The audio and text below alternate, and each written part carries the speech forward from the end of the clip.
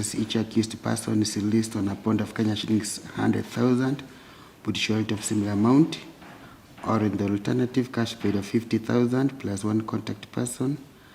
The conditions as highlighted in E460 of 2024 to apply mutandis in this matter. Those conditions are in such a case that you should not interfere with witnesses on the ground, and you should not find yourself in a crossroad where you are likely to be charged of an offense. For better particulars, you can be able to peruse that file and acquaint yourselves of the conditions that were stated by the court in that file. Or Mr. Kimgeti will be able to take you through those conditions.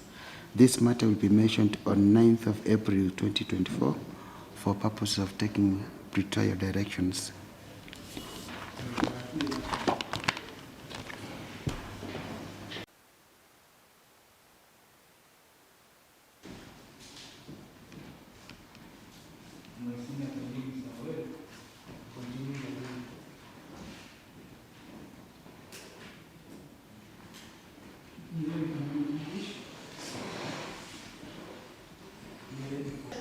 On the 16th March 2024, between 10:00 hours and 13:00 hours at Bomet Township, Bomet Central Sub-County within Bomet County, joined with others before court in a public meeting convened by His Excellency the President of the Republic of Kenya. Through Builder Cheriot, is that true or not true? Count 3. Going armed in public, contrary to section 88 as read 36 of the Penal Code. Victor Rock, Builder Cheriot, on the 16th March 2024, between 10:00 hours and 13:00 hours at Bomet Township, Bomet Excellency the President of the Republic of Kenya, in such a manner as to cause terror to the members of the public. Victor Rock, is that true or not true?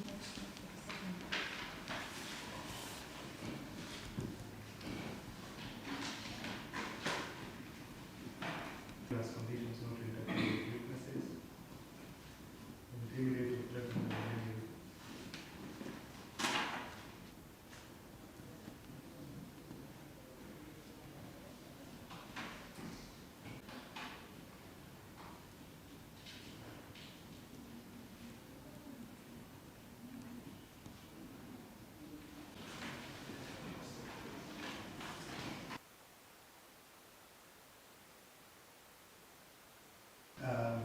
Other accused persons were brought before the assistant member of the same course of transaction. The witnesses are the same.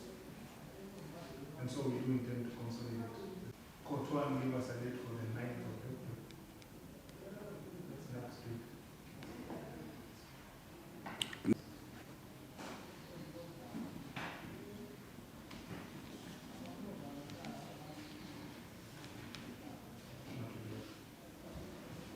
If I remember, we also said plus one contact person, right?